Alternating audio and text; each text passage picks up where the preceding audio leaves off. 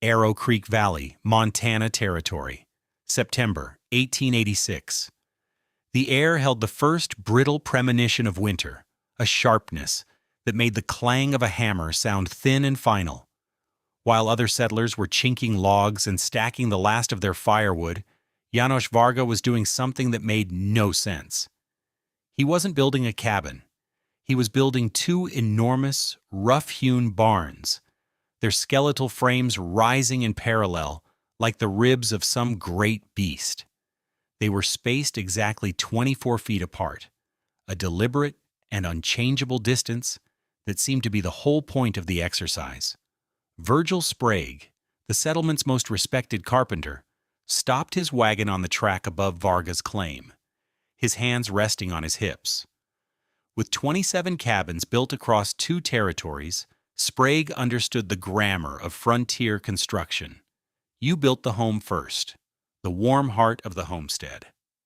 Outbuildings came later, as time and resources allowed. Building the sheds before the house? That's madness, Varga, he called down, his voice carrying easily in the clear air. Janosz Varga, a quiet man of 40 with the broad shoulders of a man who worked with heavy timbers, merely looked up, touched the brim of his hat, and went back to hoisting a beam. He offered no explanation. The lack of a defense only fueled the mockery. Dillard Hooks, the freighter who hauled supplies from Fort Benton, pulled up his team a week later and let out a loud laugh that startled his mules. "He's building a canyon, not a home," Hooks declared to anyone who would listen at the trading post that evening. "Got 2 great walls of lumber with a patch of dirt between them. Maybe he plans to live in the gap." The word foolish attached itself to the Hungarian's name. He was the foolish man building a wooden trench, the crazy man building barns for a herd he didn't own, while his family still lived in the cramped, temporary soddy they dug into the hillside. The mockery was not malicious, not entirely. It was the valley's way of policing its own hard-won knowledge. There was a right way to survive out here, a formula proven by frozen winters and unmarked graves. Janosz Varga was ignoring the formula completely.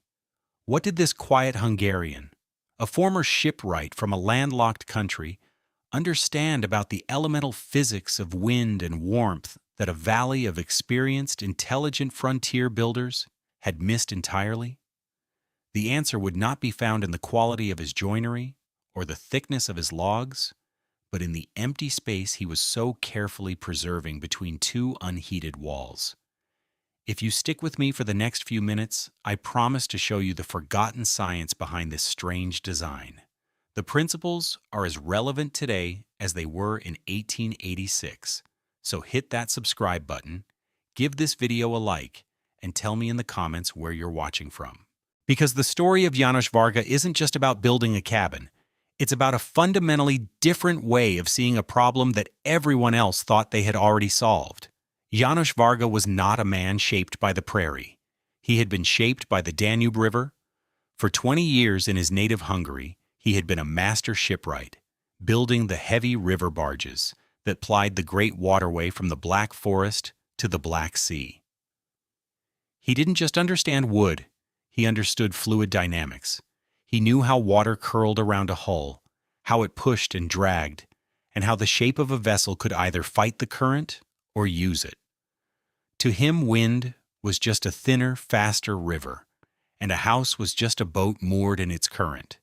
He, his wife Ilona, and their 2 small children, Bence and Reka, had arrived in the Arrow Creek Valley the previous year, full of the immigrants' fragile, ferocious hope. They had bought a standard claim and built a standard cabin, a single-room structure of lodgepole pine, chinked with mud and moss. It was a good cabin, built to the exact specifications that Virgil Sprague advised for all newcomers, and in it, they had nearly frozen. It wasn't the depth of the cold that shocked him. It was its constancy, its invasive, perpetual motion. The Montana wind was not like the intermittent gusts of Europe. It was a physical presence, a constant pressure against the western wall of the cabin. It never stopped. It forced its way through microscopic cracks he didn't know existed. It stole the heat from the logs themselves. He would stoke the iron stove until it glowed cherry red, yet 3 feet away the air would be icy. Ilona was constantly stuffing rags into the window frames, but the drafts seemed to come from the walls themselves. One morning, they woke to find a delicate lacework of frost feathering the inside of the logs on the west-facing wall. That was the moment Janosz understood. He was not fighting the cold. He was fighting the movement of the cold. The enemy wasn't the temperature, it was the wind. The fundamental failure of conventional frontier construction in that valley was not a failure of material, but a failure of placement. The cabins were built stout, with logs a foot thick and dovetailed corners that Virgil Sprague himself would inspect with a proud, critical eye. They were monuments to durability, designed to resist the crushing weight of snow and the rot of the spring melt. But they were built as solitary islands in a sea of moving air. The problem, in technical terms, was forced convection. On a still day, the heat from a cabin's wall would conduct through the logs, and then gently radiate into the surrounding air, creating a thin, stable boundary layer of warmer air that acted as an invisible cloak of insulation. The heat loss was slow, predictable, but the wind changed everything. The relentless westerly gale that swept down from the Rockies acted like a rasp, violently stripping that boundary layer away. The surface of the logs was instantly exposed to the full, brutal cold of the moving air.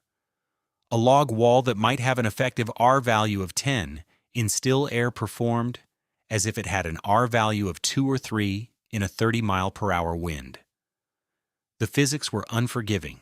A 0-degree day felt like 0 degrees to a wall in calm air. But a 0-degree day with a 30-mile-per-hour wind had the same cooling effect on a surface as minus 44-degree air. It was this wind chill factor that was killing them, forcing them to burn fuel at a terrifying, unsustainable rate. Virgil Sprague's own home, a model of the form, was a testament to the problem.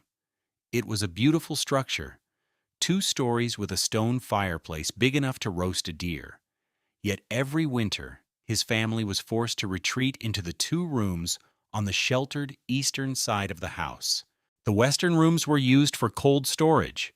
He burned 10 cords of seasoned cottonwood and pine each winter, a small forest worth of fuel, just to keep the core of his house livable.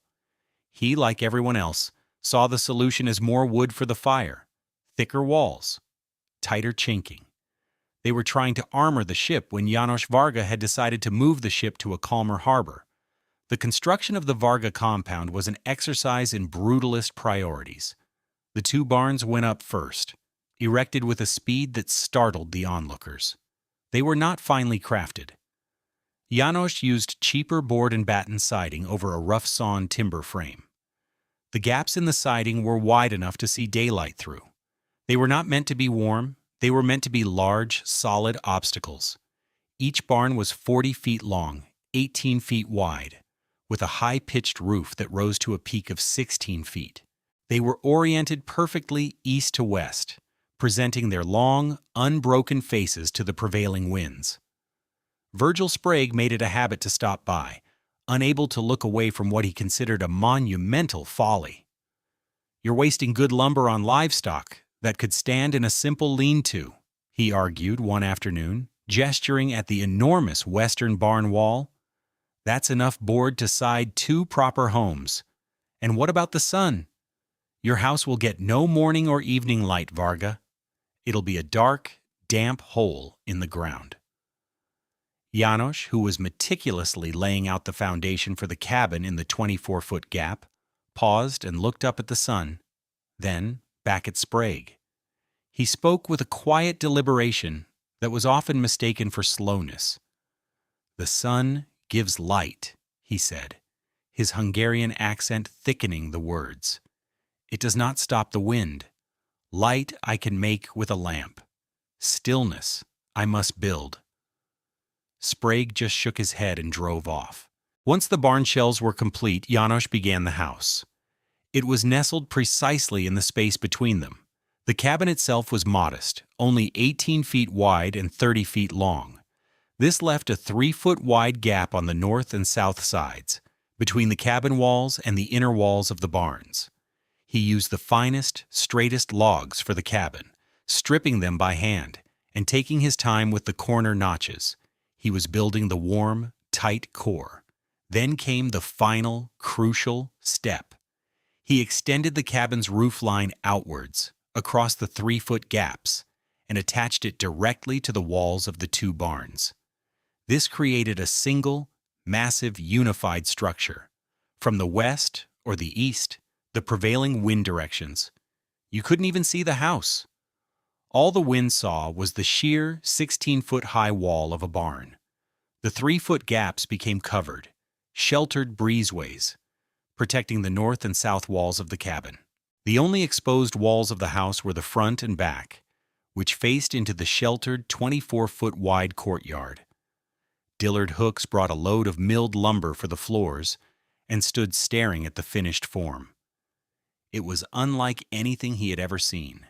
It looked like a military fortification, a frontier redoubt. "Planning on standing off a siege, Varga?" he guffawed. Janosz Varga looked at the darkening autumn sky and the way the wind was already whipping the tall prairie grass. "Yes," he said without a trace of humor. "I am." The physics behind Janosz Varga's design were both simple and profound. The 2 barns, which his neighbors dismissed as wasted lumber, were serving as a colossal aerodynamic buffer. In modern engineering, they would be called sacrificial windbreaks. Their sole purpose was to absorb the kinetic energy of the wind and dissipate it. When the prevailing westerly wind, traveling at 30 or 40 miles per hour, slammed into the 40-foot-long, 16-foot-high wall of the western barn, it could not pass through. It was forced to go up and over the entire compound, or split, and go around the far ends. The vast majority of the air mass was deflected high above the roof line. A similar effect would happen with the less frequent but still powerful easterly winds hitting the other barn. In the 24-foot-wide space between the 2 barns, the courtyard where the cabin itself sat, the air was rendered comparatively still. It was not a perfect vacuum, of course. There would be eddies and gentle circulation, but the gale-force winds were gone. This was the critical insight Janosz had brought from his experience with barge design. He knew that behind any large object in a current, there is a pocket of calm, an eddy fence. He had simply built a permanent architectural eddy fence for his home. The implications for heat loss were staggering. As established, the primary thief of warmth in the valley was convective heat loss driven by wind chill. Virgil Sprague's beautifully built cabin walls were losing BTUs of heat energy at a calamitous rate because they were in a perpetual, minus 44-degree effective environment. But the walls of Janosz Varga's cabin were not. They were losing heat into a pocket of still air that was, at worst, the actual ambient temperature. The R value of his foot-thick log walls was now able to perform at its maximum theoretical potential. The relentless stripping of heat had been stopped. The covered breezeways on the north and south sides further enhanced this effect, creating 2 more buffer zones of trapped dead air. The only parts of his home truly exposed to any significant airflow were the front and back doors, which faced into the sheltered courtyard. He had created a microclimate. While the rest of the valley was a wind tunnel, the Varga homestead contained a small, engineered zone of atmospheric peace. He hadn't just built a house, he had built a system. The barns were not outbuildings. They were the outer shield. The cabin was the keep. His neighbors had focused on perfecting the keep, leaving it exposed on the battlefield. Janosz had built the fortress first. The winter of 1886 to 1887 descended not as a season, but as a judgment. It would be remembered by the old-timers as the Great Die-Up, a winter of such sustained, brutal cold and wind that it reshaped the landscape and the cattle industry forever. For weeks on end, the temperature never rose above zero. It frequently plunged to -20 and -30 degrees Fahrenheit. But the temperature was only half the story. The wind was the true killer, a ceaseless, scouring gale from the west and north that drove snow into drifts as hard as stone and found its way into the most secure homes. In Virgil Sprague's home, the battle for warmth was a losing one. He kept his great stone fireplace roaring, feeding it a steady diet of the driest wood he owned. The heat, however, seemed to radiate only a few feet before being swallowed by the cold. His wife and children lived in a small circle of chairs around the hearth, wrapped in blankets. The west wall of their main room was a sheet of interior frost. A bucket of water placed 10 feet from it developed a skin of ice overnight. Virgil was burning through a cord of wood every 5 days, an astonishing rate that filled him with a cold dread as he watched his woodpile shrink. Dillard Hooks, the freighter, lost 3 of his best mules, found frozen solid in their lean-to. He was forced to bring the rest of his team into his main barn, their breath steaming in the frigid air, just to keep them alive. Flora Biddle, the settlement midwife and a woman whose practical wisdom was second only to Sprague's, grew increasingly worried. She visited 2 homes with newborns and found the cabins perilously drafty. The babies were bundled so tightly they could barely move, yet their skin was still cold to the touch. The air was a thief, stealing warmth from the smallest bodies first. She told her husband that the wind felt like a physical weight, pressing the life out of the valley. Meanwhile, inside the Varga compound, the world was entirely different. The sound of the winter was the first clue. The apocalyptic roar of the wind that tormented the other settlers was, in Janosz's cabin, a distant, muffled hum. The high-pitched shriek of air forcing its way through tiny cracks was absent. There was only the quiet crackle of the small fire in the cast-iron stove. Ilona worked in her shirt sleeves, the warmth from her baking spreading evenly through the single large room.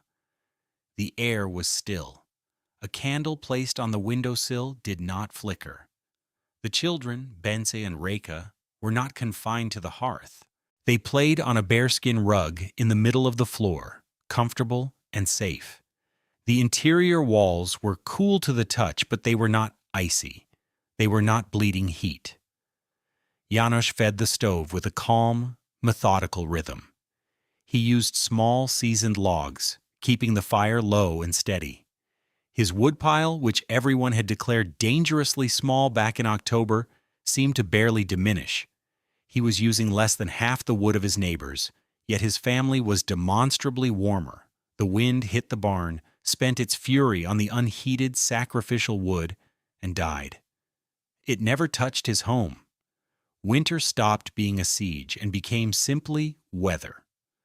By mid-January, the valley was in a state of quiet crisis. The relentless cold had exhausted both spirits and woodpiles. Virgil Sprague, a man whose pride was as solid as the foundations he laid, faced a grim reality. His supply of dry, seasoned wood was gone. He was now burning green, unseasoned pine, which sizzled and smoked, producing more frustration than heat. His children were coughing from the smoke, and the cold in the cabin was becoming dangerous. His pride was a cold comfort. He thought of the quiet Hungarian and his ridiculous-looking fortress. He thought of the mockery, his own included. Finally, his responsibility as a father and husband overpowered his pride as a builder. He bundled himself in his heaviest coat and walked the quarter-mile to Varga's homestead. The walk was a physical battle. The wind tore at him, forcing its way through the wool of his coat and chilling him to the bone. Snow, as fine and sharp as sand, blasted his exposed cheeks. As he approached the strange compound, he saw the testament to its purpose. A massive snowdrift, 15 feet high, was piled against the western wall of the barn. But the courtyard area in front of the cabin door was almost bare, scoured clean by the complex eddies the structure created. He reached the narrow, 3-foot-wide breezeway between the barn and the house and stepped into it. The effect was so instantaneous and so profound that he stopped dead, gasping. The world went silent. The physical pressure of the wind, the deafening roar, the biting force, it all vanished. It was as if he had stepped through a door into another season. The air was cold, yes, but it was utterly still. He could feel the warmth of his own body again, no longer being stripped away from him. Before he could knock, the cabin door opened. Janosz Varga stood there, framed in the yellow lamplight. The wave of heat that washed over Sprague was not the scorching, dry blast of an overstoked stove. It was a deep, steady, humid warmth that felt alive. He stepped inside, pulling off his frozen mittens, and blinked in the comfortable glow. He saw Ilona at the table, mending a shirt. He saw the 2 children sleeping peacefully under a wool blanket in the corner. The air was calm, peaceful, and warm. It was an impossible island of summer in the middle of a polar hell. "Varga," Virgil said, his voice thick with emotion and disbelief. He could barely get the word out. "How?" Janosz did not gloat. He did not say, "I told you so." He simply nodded toward the small stove, where a few logs were burning with a steady, orange glow. "The wind does not touch the house," he said. "The wind hits the wood, not the home." Virgil Sprague, the master builder, walked over to the cabin's west-facing interior wall, the wall that in his own home was a sheet of ice. He laid his bare palm against the logs. They were cool, but they were just logs. They were not a source of cold. They were not bleeding the life from the room. In that moment, 20 years of hard-won frontier experience felt like a fool's education. He had been building walls. Janosz Varga had been building stillness. Virgil Sprague was a man of integrity. Having been the most knowledgeable and vocal critic of the Varga compound, he felt it was his duty to be its most vocal advocate. He did not just admit he was wrong. He set out to understand and explain why he was wrong. He spent hours with Janosz, not just looking at the cabin, but feeling the air, observing the wind patterns, and listening to the quiet Hungarian simple, physics-based explanations. He became a convert, and his conversion carried weight. "We've been fighting the wrong enemy," he'd tell the men gathered around the stove at the trading post. "We've been building thicker walls and bigger fires to fight the temperature. But the temperature is just a number. The real enemy is the wind. It's a thief that carries the heat away. We armor our walls, but we leave them standing in the middle of a hurricane." Janosz, he put his walls in a quiet room. The practical, evidence-based testimony of the Valley's best builder changed everything. The mockery vanished, replaced by a deep and urgent curiosity. That spring, when the great melt finally came, a quiet revolution in building philosophy began. No one built a new cabin without first considering the wind. The Varga method, as it came to be known, spread quickly, adapted to each homesteader's situation. Few could afford to build 2 full-sized barns from scratch, but the principle was what mattered. A family building a new cabin on the north side of the creek nestled it into a dense stand of aspen that served as a natural windbreak. Another built his home in the lee of a tall, stone bluff. Dillard Hooks, the freighter, hired 2 men to help him construct a massive 12-foot-high solid wood fence 50 feet to the west of his existing house. It wasn't as elegant or as effective as the Varga compound, but the following winter, he reported cutting his wood consumption by 1/3. The constant, soul-sapping draft against his west wall was gone. By 1890, the technique was common knowledge. The county extension agent at the time, a man named Irwin Hubble, documented the practice in a widely distributed pamphlet titled building for warmth, efficiency, and orientation in the Montana home. He cited the shelter building technique, noting that settlers using strategic wind-sheltered designs reported average fuel savings of 40 to 60%. The knowledge spread not through architectural blueprints, but through neighborly conversation and visible results. A smaller woodpile, a less stressed family. This intuitive grasp of aerodynamic sheltering and microclimate creation predates formal building science by nearly a century. Janosz Varga was, in effect, practicing the core principles of passive design that would not be rediscovered and formalized by architects and engineers until the energy crises of the 1970s. Modern skyscrapers undergo extensive wind tunnel modeling to prevent the creation of dangerous wind vortexes at street level, a sophisticated version of what Janosz achieved with his barns.